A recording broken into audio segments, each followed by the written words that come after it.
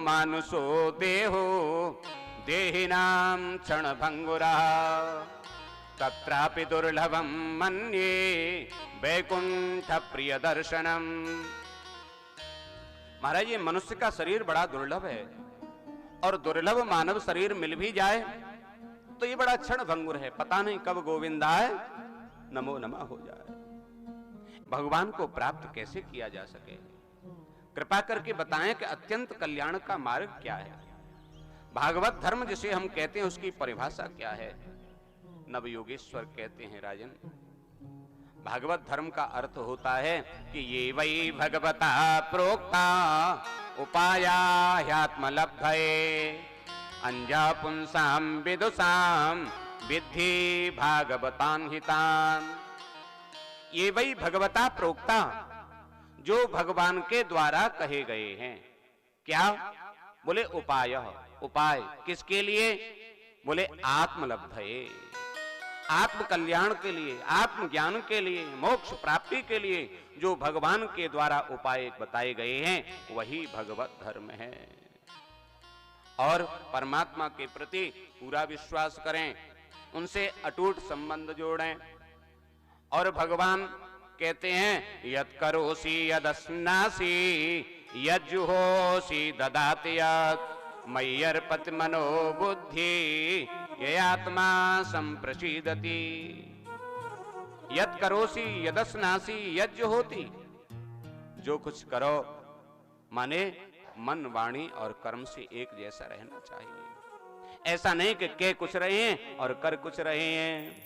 कि कायेन वाचा मनसेन्द्रियैर्वा बुद्ध्यात्मना वानुसृत स्वभावात् करोति यत्तत् सकलं परस्मै नारायणायेति समर्पयेत्।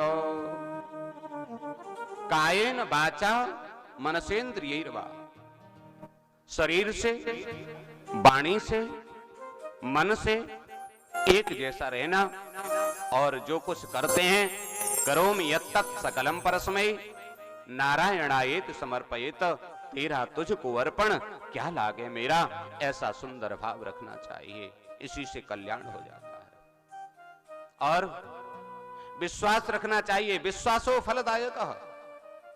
जब तक श्रद्धा और विश्वास नहीं होगा तब तक भक्ति फलीभूत नहीं होगी। श्रद्धा विश्वास रूपिणौ याभ्याम विना न पश्यन्ति श्रद्धा स्वांतस्थमीश्वरम।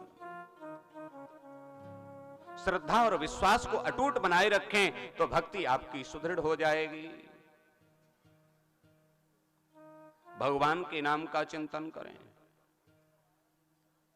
जब तक द्रौपदी को यह विश्वास रहा कि मैं छत्राणी हूं, मैं अपनी रक्षा स्वयं कर सकती हूं, स्वयं नहीं कर पाए तो अपने पतियों पर गर्व था, पति भी कुछ नहीं कर पाए तो महापुरुष बैठे थे, पितामह भीष्म, कृपाचार्य, द्रोणाचार्य, ये मेरी रक्षा करेंगे। किंतु जब सब जगह से हताश निराश हो गई तब उस परमात्मा को याद किया कि श्री कृष्ण द्वारिका वासिन कौरवैः परिभूतां मां किम न पश्यति केशव। हे श्री कृष्ण द्वारिकावासी, कौरवैः परिभूतां माम कौरवैः परिभूतां किम त्वम न पश्यसि। इन कौरवों के द्वारा मुझे सताया जा रहा है, क्या तुम देख नहीं रहे हो? और जैसे ही कन्हैया पर विश्वास किया तो मेरे गोविंद वस्त्र के रूप में परिवर्तित हो गए। पता ही नहीं चला साड़ी बीच नारी है कि नारी बीच साड़ी है, साड़ी बीच नारी है कि साड़ी की किनारी है। 10,000 हाथियों का बल जिस दुशासन में था वो देखते देखते और महाराज थक गया, गिर गया, किंतु द्रौपदी के शरीर से वस्त्र को अलग नहीं कर सका। इसलिए परमात्मा के प्रति विश्वास जगाओ, निष्ठा रखो और उनके नाम का स्मरण करो।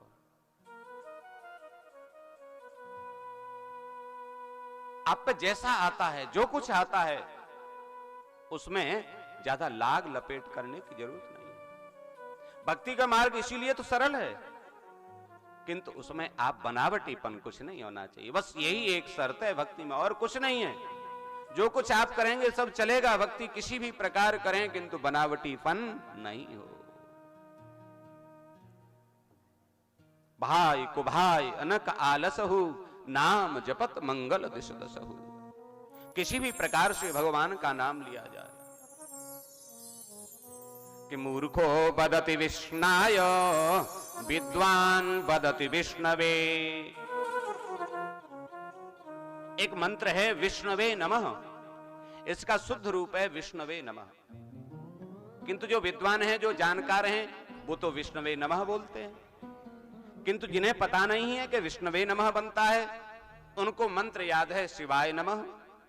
उन्होंने सोचा विष्णु जी के लिए बोलेंगे विष्णाय नमः, हनुमान जी के लिए बोलेंगे हनुमताय नमः। तो जिनको पता नहीं है किंतु भाव उनका श्रेष्ठ है, तो चाहे वो विष्णवे नमः बोल रहे हैं, जो फल विष्णवे नमः बोलने वाले को मिलेगा वही फल विष्णाय बोलने वालों को भी मिल जाया करेगा।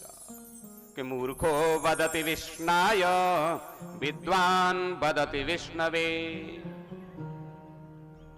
इसलिए परमात्मा के नाम में, उनके भजन में भाव प्रधान है। भावग्राही हो जनार्दन, भाव से उनके नाम का स्मरण कीजिए।